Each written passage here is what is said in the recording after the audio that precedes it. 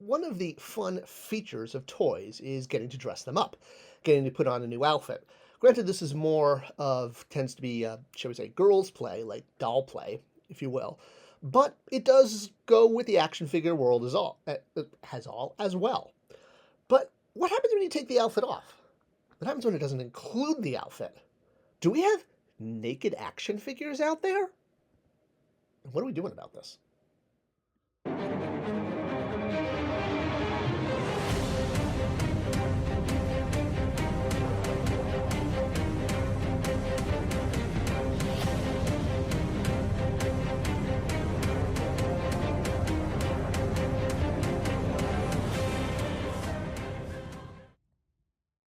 Hey, welcome back to the Spector Creative channel. I'm Toy Guru Neitich, your host, longtime toy collector and also toy maker, giving this channel a bit of a unique presence on ye old internet.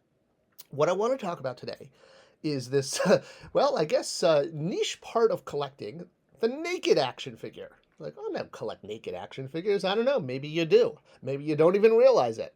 Barbie's naked under all there, right? So, yeah, let's talk about that. So there's two types of naked action figures. One, you have your Barbie doll that comes with clothes, where you can remove them.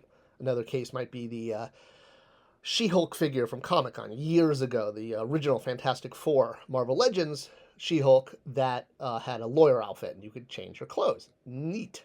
All right.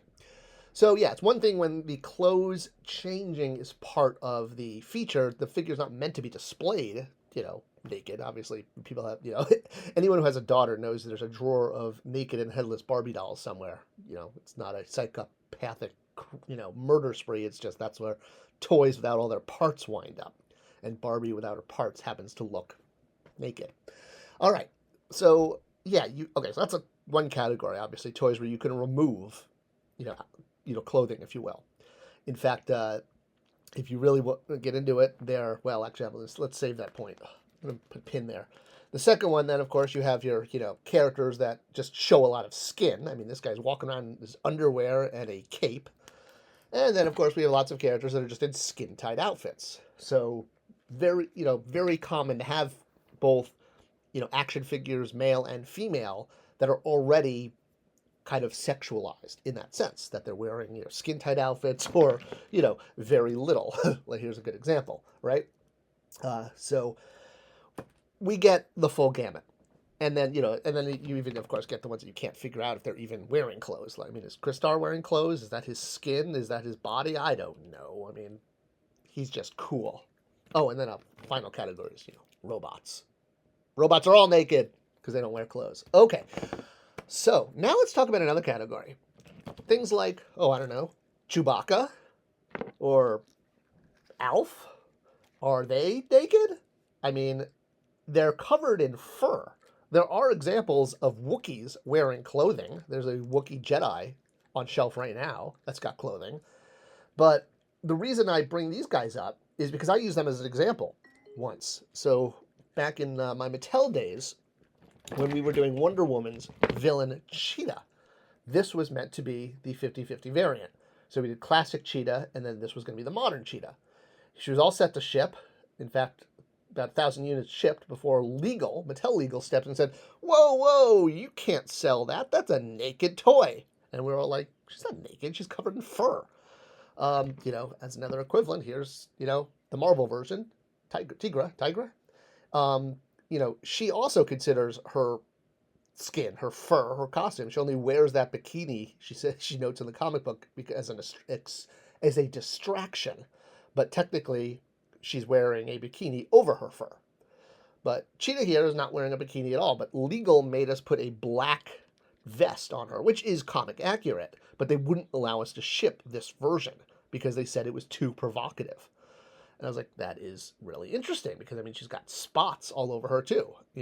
She's not just painted, I could see if she was just painted skin color, that would be weird. But she clearly has spots. She has a tail, for goodness sake. She's an animal hybrid. So that's an interesting category. And, that continues, obviously, in other formats. I mean, you've got your hairy characters and all sorts of toy lines. And the question is, do these guys need pants?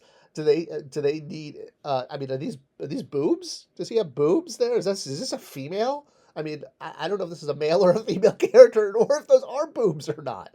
Um, Mammogram, I don't know, whatever you're gonna call it. But yeah, it's like does fur is just hair, and we all have. So if you basically have a figure like, again, Chewbacca, who doesn't wear pants, but he's covered in hair, is that acceptable? People how come we've never really talked about that either? Like, why is Chewbacca sitting in the Millennium Falcon without wearing underwear? Or something. He's just been accepted as a species. It's just covered, like hair is accepted as a substitute for clothing in sci-fi and fantasy, which is kind of interesting because I think that, I don't know, if you saw if you saw Bigfoot coming down the street, I don't know, would you want him to wear pants? I don't know, but I think that clothing, humanizes characters. Just look at like the manga guards from episode 3. The reason that they put cloaks on them, or the same thing with when Ultron is introduced in Age of Ultron, the second Avengers movie, he has like a wrap around him. That's because anytime you see clothing on a robot, it is meant to look jarring because you're trying to humanize the robot. It's a deliberate attempt to communicate to the audience that way.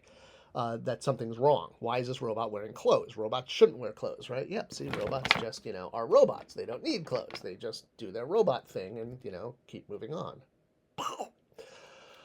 So, yeah, really interesting stuff. Then, of course, there's the final category where you actually have naked action figures. That's the point I was holding off on earlier. So you have some examples of this in the mainstream, like with NECA's Castlevania line they did 15 years ago, the succubus figure.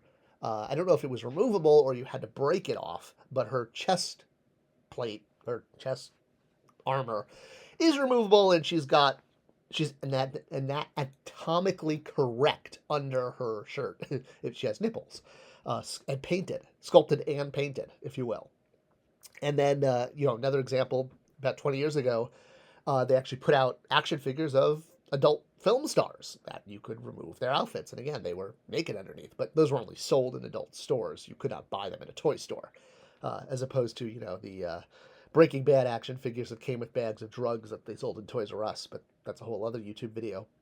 So yeah, we've had, all sorts of action figures. We've had ones with anatomically correct features to make them naked. We've had figures that get accidentally naked, and figures that are covered in hair but can be considered naked. I don't know. I mean, what do you guys think? Who's sexier, the one in the bikini or the one with hair? Your choice. Maybe you're into that.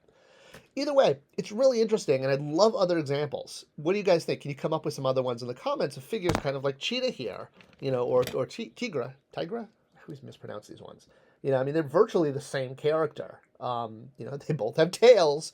They're both covered in fur. One just chooses to put a bikini on over her fur. But if she took it off, she technically should be acceptable to sell because she's covered in fur, like Cheetah here. Very interesting. All right, who thinks Alf needs pants? Well, he does wear pants sometimes, but he's funnier without them. Everyone is. All right, thanks for watching. I'd love, again, some other suggestions in the comments. And let's make a list. As always, thanks for watching, thanks for sharing, and I'll see you guys in the next video.